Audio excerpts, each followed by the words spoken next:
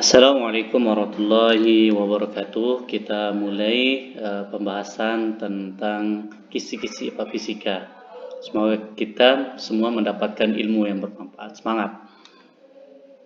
Ini adalah kisi-kisi untuk IPA Fisika dari 1 sampai 10. Ini sudah ada di classroom.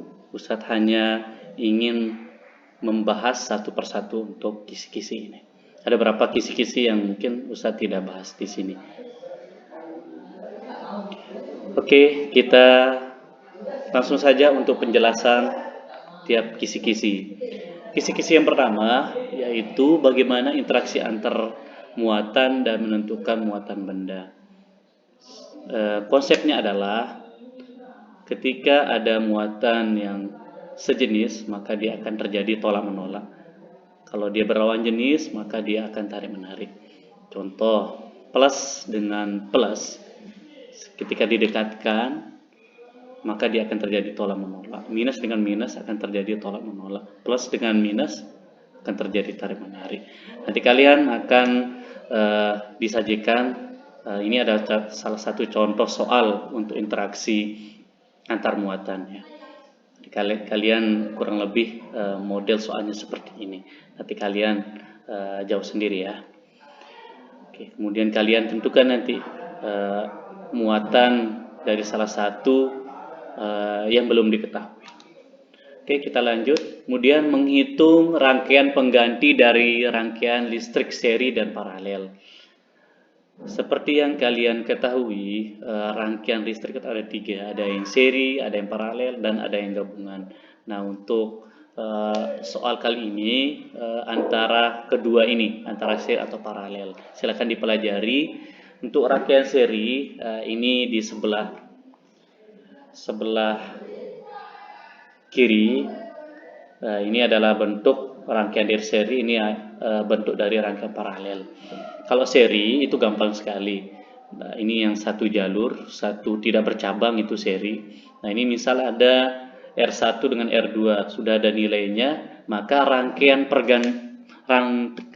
penggantinya adalah RS sama dengan tinggal dijumlahkan R1 tambah R2.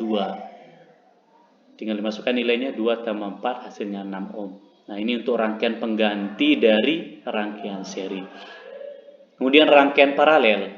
Nah, untuk rangkaian paralel bentuk rangkaiannya adalah bercabang.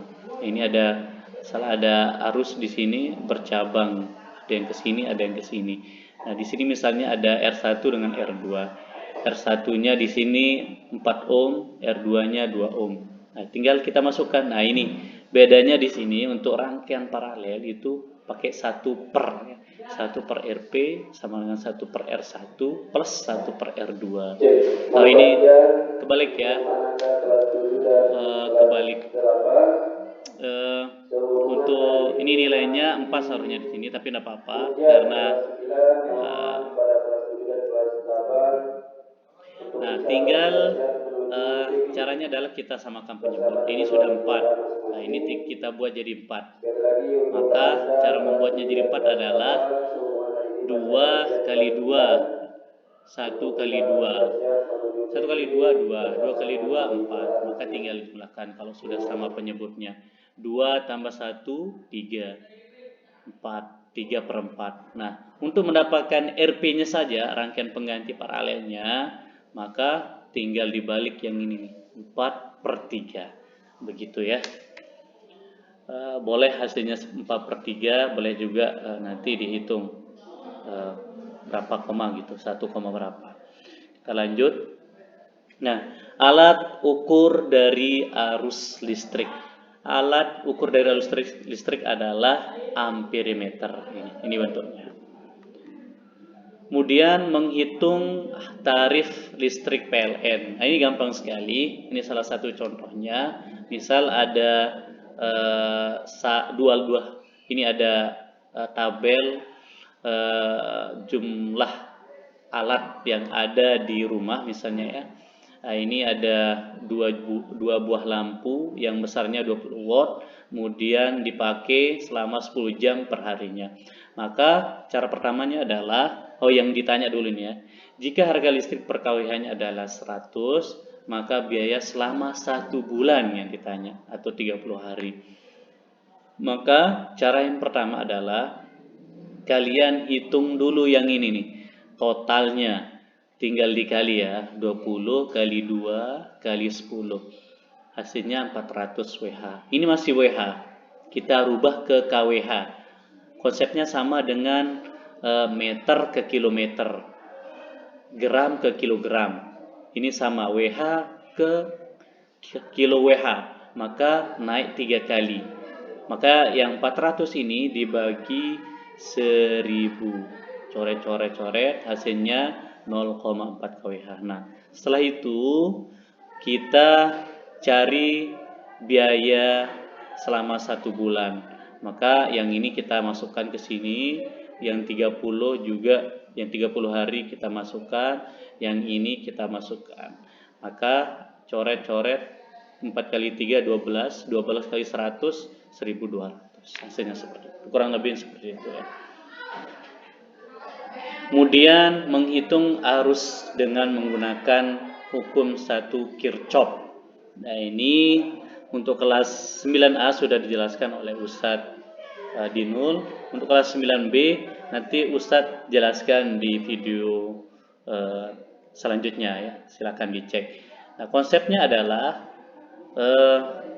jumlah kuat arus listrik yang masuk itu sama dengan jumlah kuat arus listrik yang keluar. Maksudnya apa?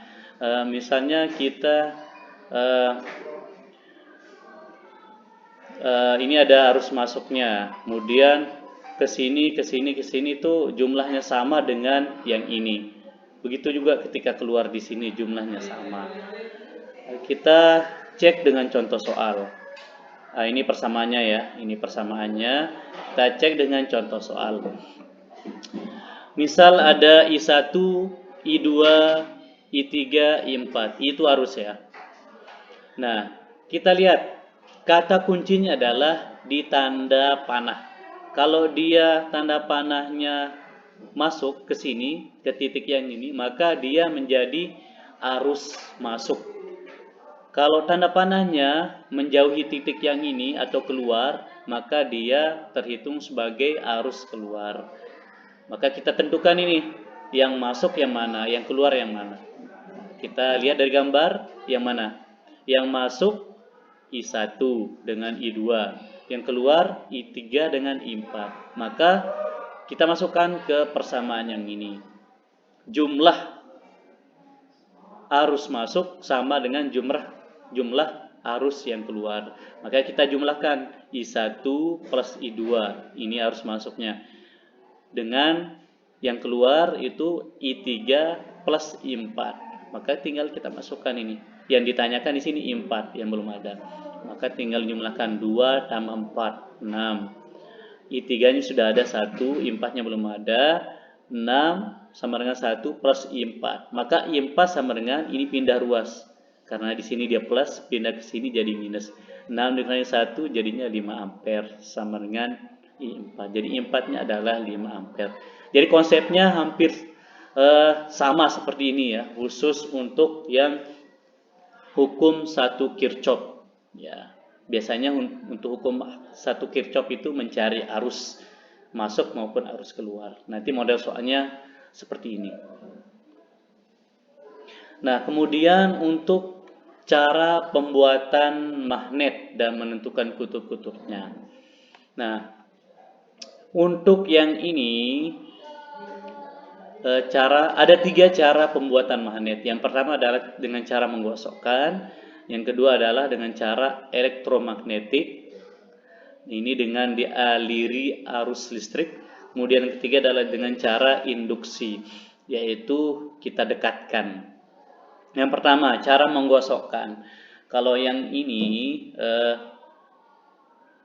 untuk menentukan kutub-kutubnya adalah kita lihat yang ini. Ini kutub apa? Ya, kutub selatan. Kutub selatan, kalau kita gosokkan yang paling pertama, yang bagian A ini, yang paling pertama kita gosokkan dengan kutub selatan ini, maka yang paling pertama disentuh oleh kutub selatan ini itu menjadi kutub selatan. Maka menjadi kutub selatan adalah iya bagian A, ya. Kemudian yang B pasti menjadi kutub utara. Nah, begitu seterusnya ya. Kalau yang U ini yang di sini misalnya, kemudian U ini yang paling pertama dia sentuh adalah kutub A misalnya, yang bagian A, maka si A ini menjadi kutub utara. Oke, lanjut. Nah, ini untuk dengan cara elektromagnet. Nah, ini nanti ada di soal isian juga untuk menentukan kutub utara maupun kutub selatan. Nah, ini kalian cari di internet nanti bagaimana cara menentukan kutub utara dan kutub selatannya, atau di YouTube, karena ini ada di isian. Nah, ini sebagai usaha kalian ya. Untuk kelas 9B sudah saya jelaskan yang ini. Oke. Kemudian untuk cara induksi paling gampang. Wah, ini kutub utara, ini kutub selatan. Nah, kutub selatan itu menarik kutub apa? Iya, kutub utara. Maka si B ini pasti menjadi kutub utara karena dia tarik kutub utara. Maka si A juga A menjadi kutub selatan. Sekali lagi, ini kutub utara, ini kutub selatan. Selatan ketika didekatkan dengan besi ini misalnya, dia ditarik. Kalau kutub selatan itu menarik kutub utara, maka si B ini menjadi kutub utara. Si A menjadi kutub selatan. Oke, kita lanjut menghitung tegangan listrik pada trafo. Nah, ini fokus di sini saja ya, rumus yang ini. Jangan lari ke rumus-rumus yang lain. Nah, misal contoh trafo, ini sudah Ustaz jelaskan.